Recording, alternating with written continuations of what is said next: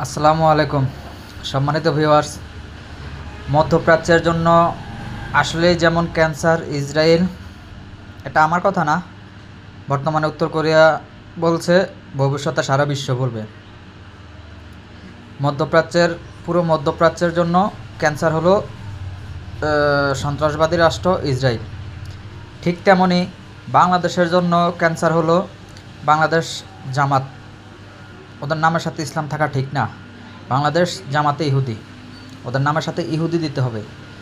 তো এই জামাতে ইহুদিদেরকে যতদিন না নির্মূল করা যাবে ততদিন বাংলাদেশ সুস্থ হয়ে উঠতে পারবে না, বাংলাদেশ অগ্রসরও হতে পারবে না। বাংলাদেশকে কোনো সরকার যদি এগিয়ে নিতে চায়, জামাত তাদেরকে পিছু টেনে ধরবে, যেন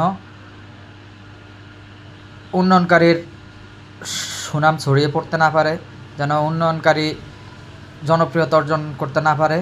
তাই জামাত সারা জীবন এই পন্থায় অবলম্বন করবে,